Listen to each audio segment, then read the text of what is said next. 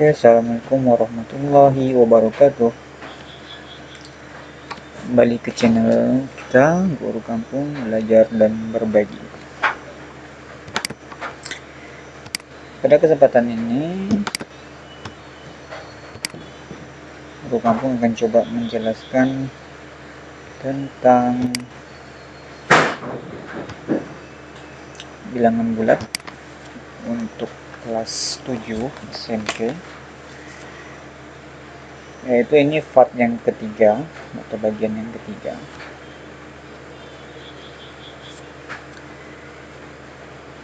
Oke, operasi bilangan lanjutan dari part yang kedua.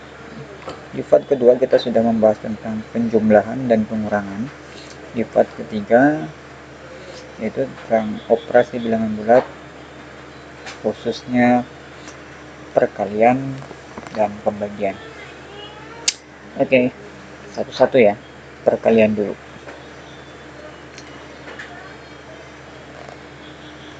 Apa sih perkalian?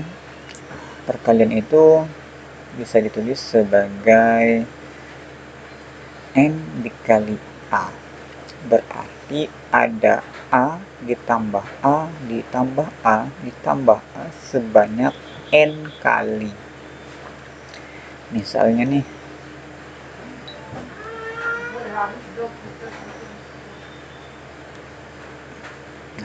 misal kayak gini nih, ada contoh, itu misalnya ada 4 dikali 5.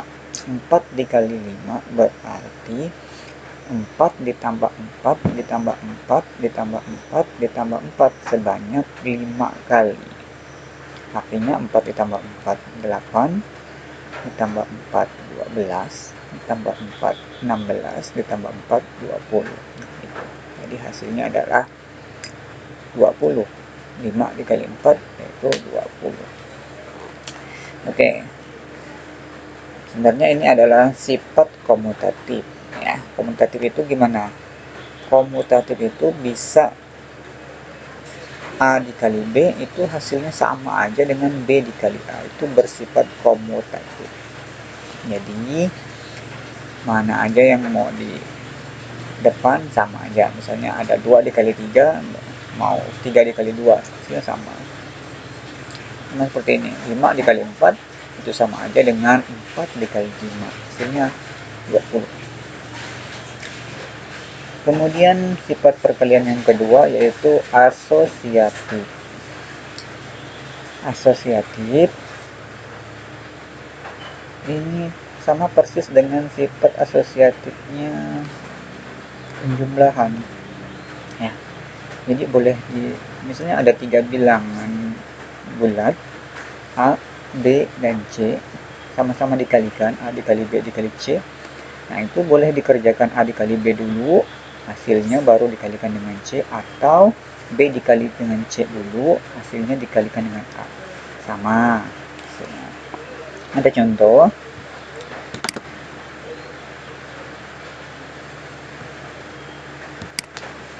Ada contoh misalnya 2 dikali 4 dikali 3. Nah, boleh 2 dikali 4 dulu, hasilnya 8, baru dikalikan 3, 24. Gimana kalau misalnya kita kerjakan B dikali C dulu nih. Nah, berarti 4 dikalikan 3 hasilnya 12, baru dikalikan dengan 2 hasilnya 24 ya. Berarti A dikali B dikali C sama aja dengan A dikali B dikali C. Oke, seperti itu ya. Jadi ada dua sifat yang di slide yang ini, yaitu komutatif dan asosiatif.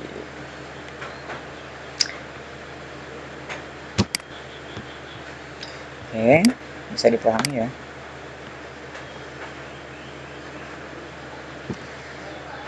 Oke, next slide.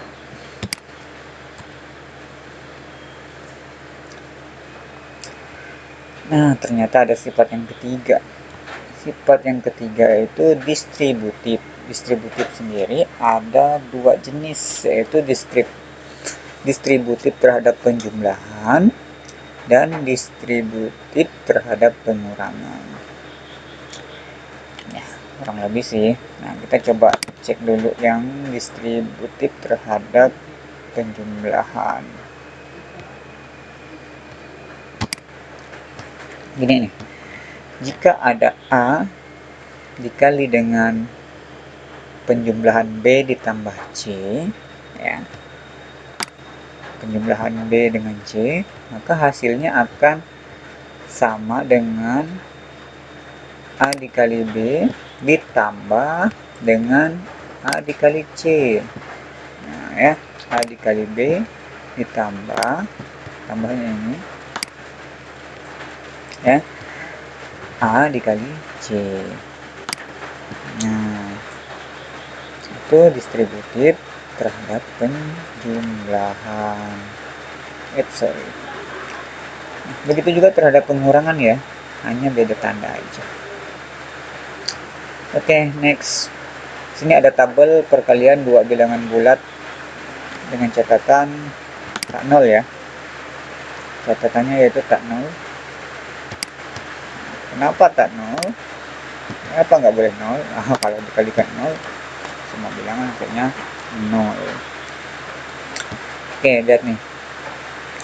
Jika bilangan pertama, misalnya ada dua bilangan ya, ada dua bilangan. Bilangan pertama positif, bilangan duanya positif. Jika dikalikan positif dengan positif, maka hasilnya akan positif. Gitu. Nah, selanjutnya jika ada bilangan pertamanya negatif, dikalikan dengan bilangan kedua yang positif, hasilnya negatif. Oke. Jika ada bilangan pertamanya positif, dikalikan dengan bilangan kedua yang negatif, maka hasilnya akan negatif. Yang terakhir, jika bilangan pertamanya positif, dikalikan dengan bilangan keduanya, negatif ya, bilangan pertamanya negatif, dikalikan dengan bilangan negatif juga, maka hasilnya positif. Nah, cara mengingatnya gimana? Cara mengingatnya adalah gini. Ketika dua buah tanda sama, ya, dua buah tanda sama, maka hasilnya positif. Ya, maka hasilnya positif. Lihat nih. Yang ini aja diingat. Dua. Positif, positif, positif. Negatif dengan negatif, positif. Kalau dua tandanya berbeda, berarti hasilnya negatif. Oke, bisa dipahami ya. Next slide. Nah, ini yang unik nih. Keterkaitan konsep ketakwaan dengan operasi perkalian bilangan bulat. Nih, cara ini juga lebih mudah lagi seperti ini. Jika melaksanakan perintah Tuhan, ya, berarti itu kan positif. Ya, perintah yang positif. Ya. Nah, melaksanakan perintah berarti bertakwa. Oke. Melaksanakan perintah berarti bertakwa. Kalau melaksanakan itu positif, berarti kebalikan dari melaksanakan itu meninggalkan toh. Meninggalkan berarti negatif. Meninggalkan perintah berarti gimana tuh? Enggak takwa, ya kan, alias negatif. Kalau takwa positif, kalau tidak takwa berarti kebalikannya itu negatif. Kayak yang ini melaksanakan perintah, ya, melaksanakan perintah positif, hasilnya takwa. Nah, kalau yang ini melaksanakan larangan, ya, negatif nih, larangan. Melaksanakan larangan atau melanggar larangan berarti kan, berarti sama aja dia itu tidak takwa, tidak taat. Nah, sekarang meninggalkan larangan berarti dia takwa. Oke. Jadi yang takwa itu hanya dua, yaitu melaksanakan perintah dan meninggalkan larangan. Itu takwa. Ya. Saya melaksanakan perintah berarti takwa, meninggalkan larangan berarti takwa. Selain itu tidak takwa. Oke, nah ini kita berlatih sedikit ya. Karena kemarin sudah ada operasi bilangan bulat tentang pengurangan dan penjumlahan. Di sini ada gabungan nih antara pengurangan dan penjumlahan. Saya contohin nomor 1 dulu, ntar nomor 2, 3, dan 4-nya yang kosong diisi ya, buat anak-anak SMP 1 Menukung. Oke, lihat, perhatikan, ini ada kolom, di sini ada kolom A, ini ada kolom B, ini ada kolom C, ini ada kolom yang 1, 2, 3, 4, 5. Nah, ini ada kolom yang harus diisi ya. Perintahnya seperti ini. B dikurang C, isikan di sini. B dikurang C, B nya berapa? Oh, 5 ya kan. 5 dikurang C, C nya berapa? 4, berarti 5 dikurang 4 berapa? Ya, 1. Oke, itu. Nah, sekarang ini, sekarang yang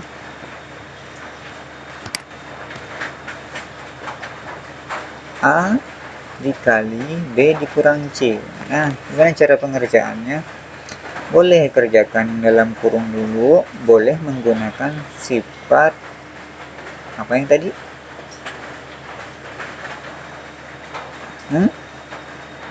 Distributif terhadap pengurangan. Ya, gampangnya gini aja. B dikurang C, B dikurang C berarti B dikurang C, 5 dikurang 4 dapat 1. Dikalikan dengan A, A berapa? 1. Berarti ya udah 1 kali 1 hasilnya 1. Dan yang kolom ini A dikali B, A nya 1, B nya 5, hasilnya ya harusnya 5. Oke, betul. A dikali C, A dikali C, 1 kali 4, 4. Nah, ini nggak gampang aja. A dikali B hasilnya, A dikali B hasilnya 5. 1 kali 5 dikurang A kali C, A kali C 4, berarti 5 dikurang 4 hasilnya 1. Oke, yang ini kalian tinggal kurangkan B dikurang C, B kurang C, 6 dikurang negatif 3, hasilnya berapa? Isi ya. Oke, untuk anak kelas 7 SMP 1 Menukung, isi ya kolom-kolom yang masih kosong itu. Ya, salah satu tugas. Kemudian perkalian cukup sampai di situ. Masuk ke pembagian. Ada kasus nih. Karena sedang berbaik hati, karena sedang berbaik hati, Bu Putri ingin, double ngetiknya ya. Bu Putri ingin membagikan kue kepada tetangganya. Kue yang dimiliki Bu Putri adalah 12 kue. Sedangkan tetangga yang akan diberi kue tersebut ada 6 tetangga. Jika Bu Putri ingin membagi rata semua kue tersebut, maka masing-masing tetangga mendapatkan berapa kue? Ini membagi rata. Bagi rata berarti 12 itu dibagiin ke 6 tetangga. 12 kue dibagiin ke 6 tetangga dengan sama rata. Berapa kira satu tetangga itu dapat berapa kue harusnya?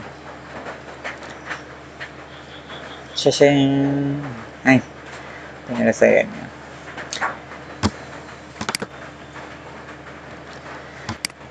12 dibagi 6 dapat diartikan pengurangan 6 terhadap 12 secara berulang sehingga tidak tersisa lagi, ya. Ya, bisa ditulis gini nih. 12 dikurang 6 dikurang 6, ya kan? Supaya dia habis atau jadi 0. Nah, 12 dikurang 6 dikurang 6, lihat aja 6-nya ada berapa biji. Oh, ternyata 2. Ya udah. Berarti 12 dibagi 6 itu sama aja dengan, bisa tulis seperti ini, isinya 2. Ya, 2 itu dari mana? Yang sini nih, 6-nya ada berapa biji? Oh, mungkin 2. 2. Berarti 2. Jadi, masing-masing tetangga Bu Putri mendapatkan 2 kue. Oke, karena 12 dibagi dengan 6. Bagi 6. Hasilnya sama dengan 2. Oke, 2 ya.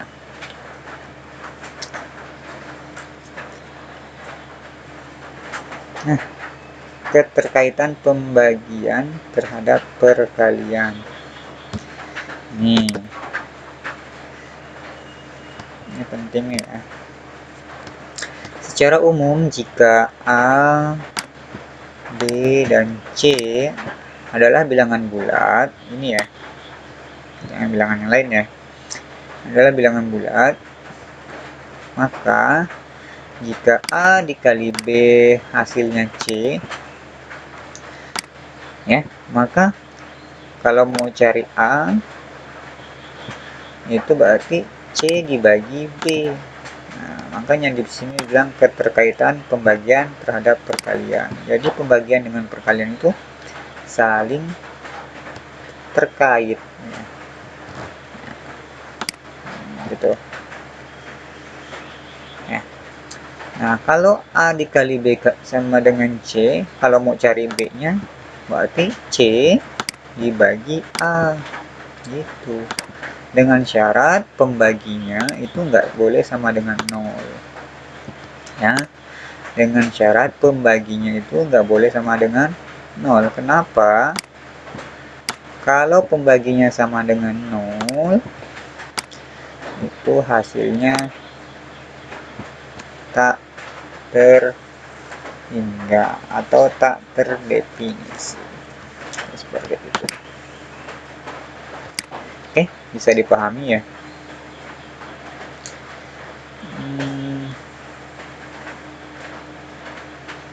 Nah, ini tugas untuk anak kelas 7 ya. Nanti silahkan diisi, cara ngisinya sama, gampang aja.